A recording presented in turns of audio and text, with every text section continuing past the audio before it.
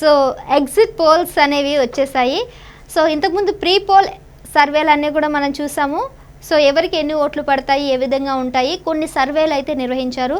Media కానీ కొన్ని ప్రముఖ సంస్థలన్నీ కూడా ఏపీలో ప్రతి ఒక్క శాంపిల్స్ను కూడా సర్చ్ చేసి మరి ఎవరు గెలుస్తారు ఏంటి అనేది వాళ్ళు ఇంచు కూడా సర్వే చేసి నిర్వహించడం జరిగింది. సో ఆ విధంగా సర్వే నిర్వహించిన వాటి మీద మనం ఇంతకుముందు మాట్లాడుకున్నాము. మరి ఓట్లు వేసిన తర్వాత అంటే బ్యాలెట్ ఓటింగ్ కూడా మనం చూసాము. బ్యాలెట్ ఓటింగ్లో ఎవరికి ఎట్లా పడతాయి అనేది కూడా మనం మాట్లాడుకున్నాము. బ్యాలెట్ ఓటింగ్ తర్వాత అసలైన ఎన్నికలు మే 13న జరిగినటువంటి ఎన్నికల ప్రక్రియ కూడా మనం మాట్లాడుకున్నాము. ఎన్నికల ప్రక్రియ తర్వాత సినారియా ఏ విధంగా ఉంది, ఎవరు గెలుస్తారు అనే అంశం మీద కూడా కొన్ని మీడియా సంస్థలు కానీ కొన్ని ప్రముఖ సంస్థలు కానీ సర్వే నిర్వహించారు. మరి వాళ్ళు ఏం చెప్తున్నారు అనేది కూడా మనం ఇవాళ మాట్లాడుకుందాం. సో అందులో భాగంగానే ఈరోజు ఎగ్జిట్ పోల్ ఆంధ్రప్రదేశ్కు సంబంధించి కొన్ని సంస్థలు అయితే ఉన్నాయి. మరి ఆ సంస్థలు ఏం చెప్తున్నాయో లెట్స్ సీ. సో ఫస్ట్ అయితే ఎన్డీఏ కూటమి ఉంది. సో సెకండ్ వైఎస్ఆర్సీపీకి ఎన్ని ఓట్లు వస్తాయని ఉంది. అదేవిధంగా అదర్స్కి ఎన్ని సీట్లు వస్తాయనేది వీళ్ళు వివరంగా ఇక్కడ వివరించారు. సో మనం ఈరోజు ఎక్కువ అయితే ఏం మాట్లాడుకోవట్లేదు. కొన్ని ప్రముఖ సంస్థలు మీడియా సంస్థలు ఉన్నాయి, అందులో కొన్ని పొలిటికల్ సంస్థలు కూడా ఉన్నాయి. వాళ్ళు చెప్పింది మాత్రం ఈరోజు డీటెయిల్గా తీసుకుందాం. సో అందులో ముఖ్యంగా ఇండియా టుడే యాక్సెస్ వీళ్ళు ఏం చెప్తున్నారు. ఇండియా టుడే అయితే మనకి అక్కడ పరిచయం అక్కర్లేని సంస్థ, ఇది చాలా పాపులర్. సో మీడియా సంస్థకు కానీ లేదంటే పేపర్కి కానీ చాలా బాగా పాపులర్ అయినటువంటి ఇండియా టుడే. సో మరి ఇండియా టుడే వాళ్ళు ఏం చెప్తున్నారు అంటే ఎన్డీఏ కూటమికి దాదాపుగా 142 నుంచి 157 స్థానాలు వస్తాయైతే చెప్తున్నారు. అవునండి. సో 142 నుంచి 157 స్థానాలు అయితే ఎన్డీఏ కూటమి గెలుచుకునే అవకాశం ఉంది. ఎన్డీఏ కూటమిలో తెలుగుదేశం, జనసేన, అదేవిధంగా బీజేపీ ఈ 3 పార్టీలు అయితే మంచి మెజారిటీ అయితే రాబోతుంది అనేది వీళ్ళ సర్వే ప్రకారం తెలుస్తున్నటువంటి సమాచారం. సో వైఎస్ఆర్సీపీకి మాత్రం కేవలం 18 నుంచి 33 స్థానాలు మాత్రమే వస్తాయని అంటున్నారు. చాలా తక్కువ మెజారిటీ అయితే ఇవ్వడం జరిగింది. మరి ఎందుకు వీళ్ళ సర్వేలో అంత చాలా తక్కువ వచ్చిందో తెలియదు. కొన్ని సంస్థలు అయితే బాగానే ఇచ్చాయి. మరి ఈ సంస్థ ప్రకారం అయితే చాలా తక్కువ అయితే చూపిస్తున్నారు. అదర్స్ అయితే 1 స్థానం 0 నుంచి 1 స్థానం అయితే గెలుచుకునే అవకాశం ఉందన్నారు. ఆ 1 స్థానం బహుశా కాంగ్రెస్ అయి ఉండొచ్చు అని నేను అనుకుంటున్నాను. ఎందుకంటే కాంగ్రెస్ నుంచి ఒక్క అభ్యర్థి అయిన అసెంబ్లీకి వెళ్తారు అనేది నేను విన్న వినికిడి. సో ఇది పక్కన పెడితే next CNN news channel, CNN news national channel, ఈ నేషనల్ ఛానల్ వాళ్ళు నిర్వహించినటువంటి సర్వే చూసుకున్నట్లయితే దాదాపుగా సో మంచి మెజారిటీని ఎన్డీఏకి ఇచ్చారు. సిఎన్ఎన్ న్యూస్ 18 IPSOS ప్రకారం చూసుకున్నట్లయితే 132 నుంచి 145 స్థానాలు ఎన్డీఏ కూటమి తీసుకునే ఛాన్సెస్ అయితే ఉన్నాయి. సో మరి ఎన్డీఏ కూటమికి ఇన్ని స్థానాలు అయితే వస్తున్నాయని అంటున్నారు కదా, మరి వైఎస్ఆర్సీపీకి ఎంత ఇస్తున్నారని చూద్దాం. అది కూడా సో 30 నుంచి 43 స్థానాలు అయితే ఇవ్వడం జరుగుతుంది. సో ఇది అంటే అటు ఎక్కువ లేదు, అటు తక్కువ లేదు, యావరేజ్గా ఉందన్నమాట. 30 నుంచి 43 వరకు మధ్యలో ఎంతైనా రావచ్చు అనేది వీళ్ళు చెప్తున్న సర్వే ప్రకారం మనకు అర్థమవుతుంది. ఇంకా times now VMR, so times now సంస్థ కూడా చాలా మంచి టైమ్స్ నౌ పేపర్ ఇది చాలా ఎక్కువ పాపులర్ అవుతుంది. ప్రతి ఇయర్ కూడా వీళ్ళు నిర్వహించినటువంటి సర్వే ఆల్మోస్ట్ యాస్టీస్ ఉంటుంది. సో చాలా వరకు మ్యాచ్ అవుతుంది, దగ్గరగా ఇస్తుంటారు వీళ్ళు సర్వేలు. లాస్ట్ టైం తెలంగాణలో జరిగినటువంటి సర్వేలో కూడా టైమ్స్ నౌ వాళ్ళు ఇచ్చిన సర్వే అయితే చాలా రిలయబిలిటీగా ఉందని చెప్పేసి కూడా అన్నారు. మరి వీళ్ళు ఆంధ్రప్రదేశ్కి ఏ విధంగా ఇచ్చారు, ఎగ్జిట్ పోల్ ఏ విధంగా ఇచ్చారు కూడా చూద్దాం.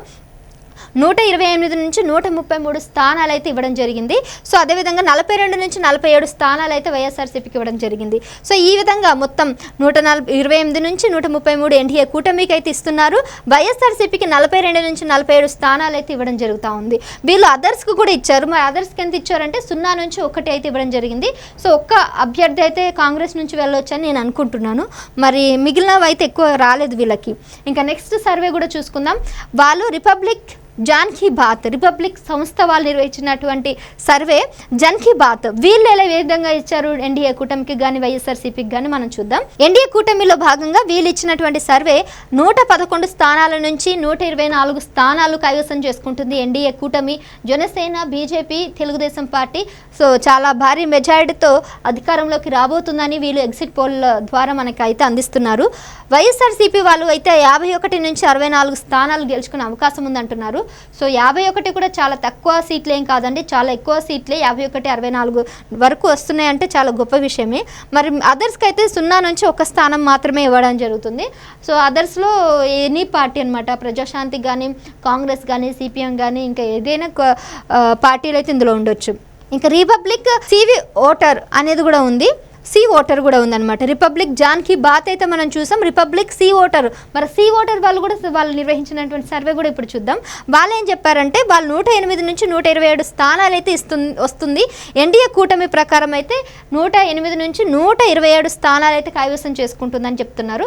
మరి ఇన్ని స్థానాలు అయితే బాగానే అయితే ఇచ్చారు. మరి వైఎస్ఆర్సీపీకి ఏ విధంగా ఉందంటే 48 నుంచి 67 స్థానాలు అయితే ఇవ్వడం జరుగుతుంది. సో దాదాపుగా 48 నుంచి 67 స్థానాలు అనేది మామూలు విషయం కాదు. సో ఇది కూడా ఎక్కువనే మెజారిటీ అయితే ఇవ్వడం జరిగింది. అదర్స్కి అయితే వీళ్ళు ఒక్క స్థానం కూడా ఇవ్వలేకపోయారు. Next news X NETA NETA NETA news X ఈ సంస్థ వాళ్ళు ఇచ్చినటువంటి సర్వే చూసుకున్నట్లయితే 139 నుంచి 152 స్థానాలు గెలుచుకునే అవకాశం ఉంది. సో తెలుగుదేశం, జనసేన, బీజేపీ కూటమితో 139 నుంచి 152 స్థానాలు న్యూస్ ఎక్స్ వాళ్ళు ఇచ్చినటువంటి ఎగ్జిట్ పోల్ ఈ విధంగా ఉన్నాయి. మరి వీళ్ళ వైఎస్ఆర్సీపీకి ఎంత ఇచ్చారు? వాళ్ళు ఎంత ఇచ్చారంటే 23 నుంచి 36 స్థానాలు మాత్రమే గెలుచుకుంటుంది వైఎస్ఆర్సీపీ. చాలా తక్కువ స్థానాలు గెలుచుకుంటుంది ఈసారి. వ్యతిరేకత చాలా ఎక్కువగా ఉంది. తెలుగుదేశం మీద చాలా మంచి పాజిటివిటీ ఉంది, వైఎస్ఆర్సీపీ మీద చాలా నెగిటివిటీ ఉంది. జనాల్లో వ్యతిరేకత పెరగడం వల్ల వాళ్ళకి తక్కువ స్థానాలు వస్తాయని చెప్పేసి వీళ్ళు నిర్వహించినటువంటి సర్వే ప్రకారం మనకు అర్థమవుతుంది. ఎగ్జిట్ పోల్ అంటే ఓట్లు వేసిన తర్వాత వాళ్ళు ఆ శాంపిల్స్ తీసుకోవడం అయితే జరిగింది.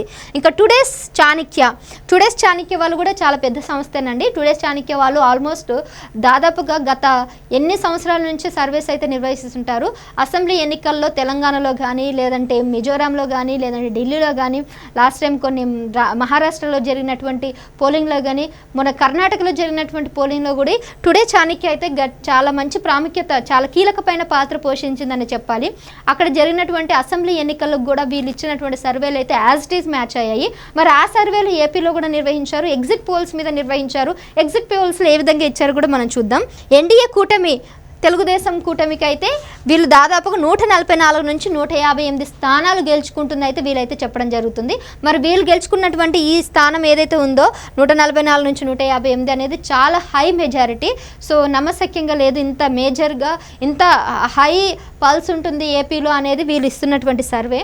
సో మరి వీళ్ళు వైఎస్ఆర్సీపీకి అయితే చాలా లీస్ట్ సీట్లు అయితే ఇస్తున్నారు. 17 నుంచి 31 స్థానాలు మాత్రమే ఇచ్చారు. యాక్చువల్గా ఇండియాస్ టుడేనే చాలా తక్కువ ఇచ్చింది అనుకున్నాను, 18 నుంచి 33 ఇచ్చింది అనుకున్నాను. కానీ వీళ్ళకనే చాలా లీస్ట్గా అయితే టుడేస్ చాణక్య వాళ్ళు ఇచ్చారు. 17 నుంచి 31 మాత్రమే వస్తుంది. అంటే చాలా దిగజారిపోయారు వైసీపీ వాళ్ళు అక్కడ అన్నట్టుగా వీళ్ళు చెప్పడం జరుగుతుంది ఎగ్జిట్ పోల్లో. ఎందుకంటే చూస్తున్నాం కదా, ఆఫ్టర్ ఎలక్షన్స్ తర్వాత దాడులు కానీ, అక్కడ జరుగుతున్నటువంటి దాష్టికాలు కానీ చాలా వికృతంగా ఉన్నాయి.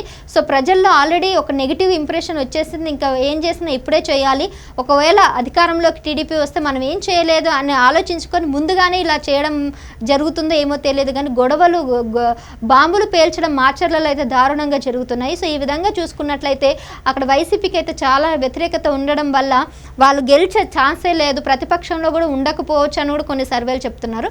బట్ ఎనీవేస్ అంటే ఇప్పుడున్న టీడీపీ కూటమి కొద్దిగా స్ట్రాంగ్గా ఉంది కాబట్టి, ఇంకా ఆపోనెంట్గా అయితే కాంగ్రెస్ లేదు కాబట్టి మిగిలింది వైఎస్ఆర్సీపీనే కాబట్టి వాళ్ళు ఈసారి ప్రతిపక్షంలోకి వస్తారు.